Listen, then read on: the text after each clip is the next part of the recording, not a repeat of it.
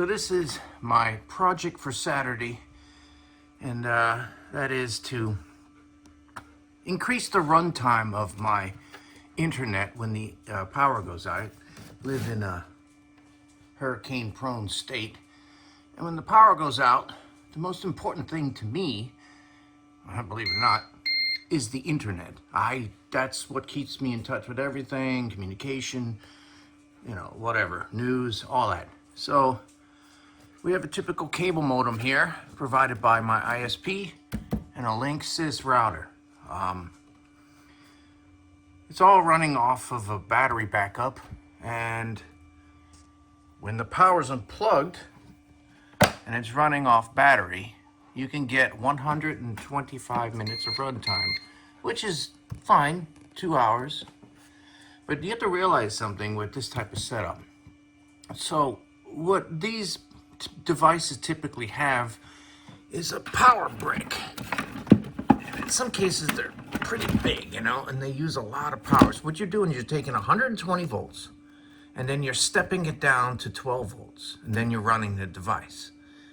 Not a big deal, right? I mean, in average, this thing only is drawing 19 watts. However, if you want to run this off an extended battery, like solar power generator, as they call it, which is just a lithium battery, there's more loss involved because they take the battery voltage and they step it up to 120, and you lose 15-20% depending on it. So that runtime of 2 hours is less.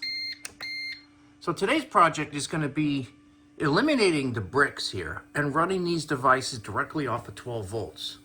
So first thing we're going to do is we're going to pull all this down, and we're going to measure everything up with the voltages, the inner and outer diameters of the plugs and everything. And what's going to go up here is an Ecoflow, which is my preferred brand. What's the model? River 2 Pro. And that will allow me to run it for like 8 hours, maybe longer. I guess we'll find out. This is the mess of crap we're going to replace. All these wires and extenders and everything. Because on a UPS, you typically, these bricks take up too much room. And so you have to get these little extension cords just to plug everything in. These are quite warm, actually, and these run 24 hours a day, 7 days a week. So this is what we're going to be replacing with, is the Ecoflow River 2 Pro. And this will be the wires here, actually. We'll probably be using less wires than that. Basically, that's it right there. Those wires will be it. They give you these little tips here. This is a kit.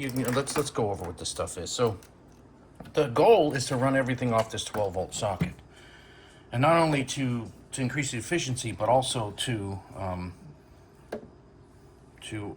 allow it to be plugged into a car or some other type of thing if you need to run even longer. So the Ecoflow has one 12 volt plug, but that can be fixed by plugging in a 12 volt splitter and then turn on the DC output. And now we have 2 outlets and 2 of these, I guess you'd say 12 volt to barrel connectors. Now what we need to figure out is which plug and what's the polarity. Make sure the polarity's right, because that could be a big problem. We don't want to blow that up, these other devices here. So first thing you want to do is label every AC adapter, because obviously you don't want to mix them up and blow something up. So I will label this Spectrum, and this one's already labeled Linksys. Second step, you need to look carefully at the voltage and the polarity. You'll notice here it says 12 volts, and it has a plus and a minus, which means it's DC. That's important as well. See that little center pin, the little round, it has a plus. That means the center pole of this is positive. So that's a good sign. We're going to look at the Spectrum one. Make sure that it's exactly the same. Again, 12 volts.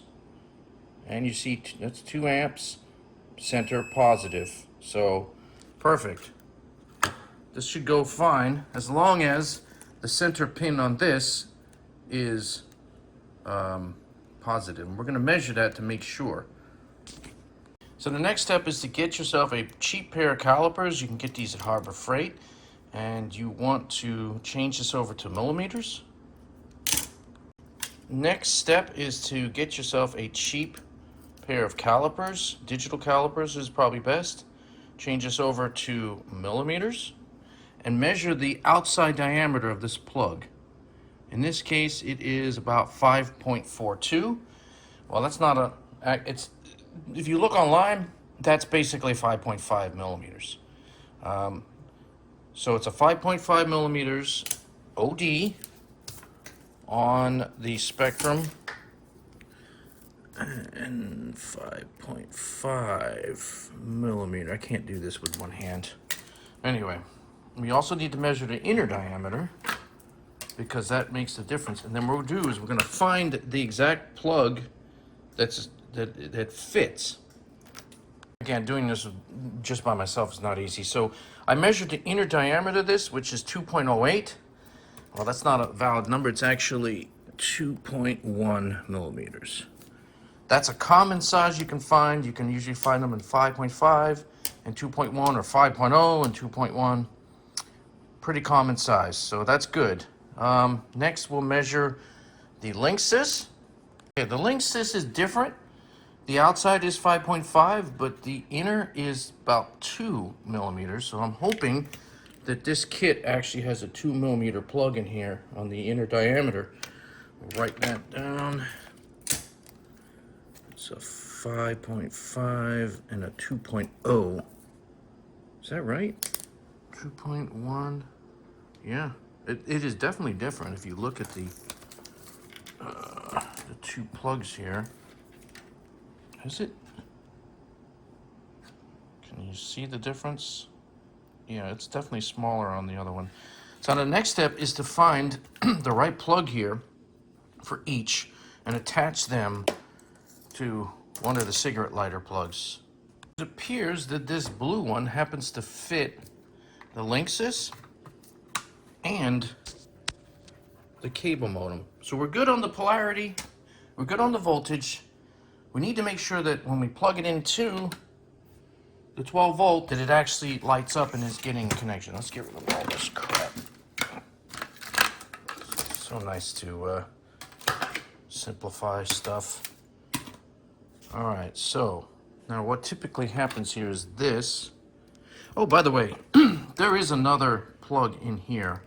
So if you think, hey, I can't find the plug, the one without it, I mean, just by itself, that is considered one. So you get 1, 2, 3, 4, 5, 6, 7, 8, 9, 10, 11, 12 different plugs to fit.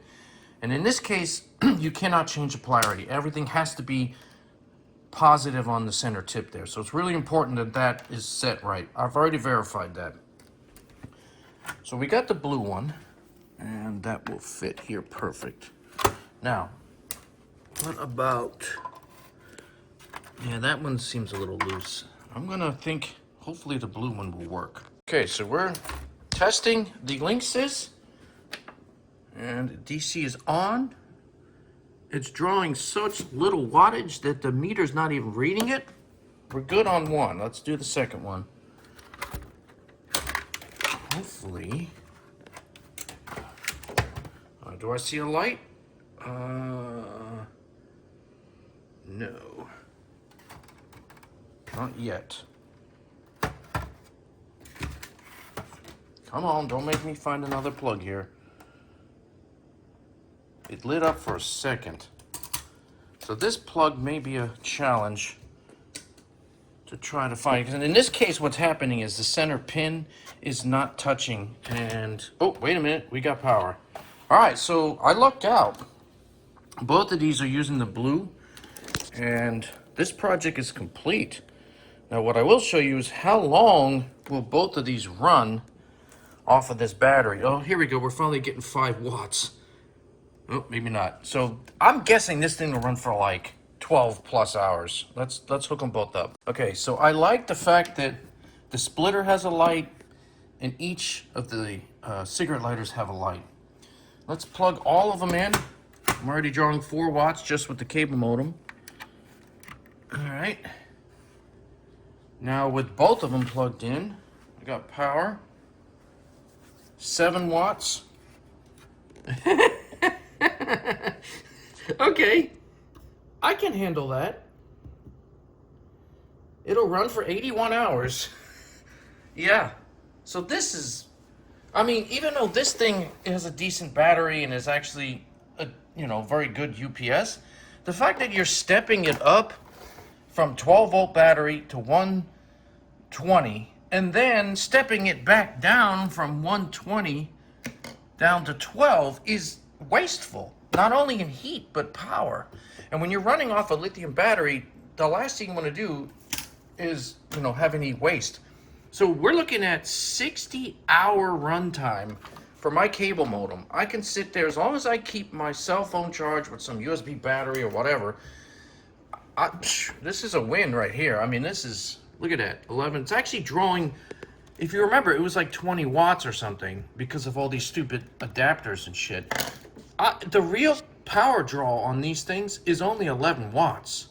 Both devices. I am totally happy with this result.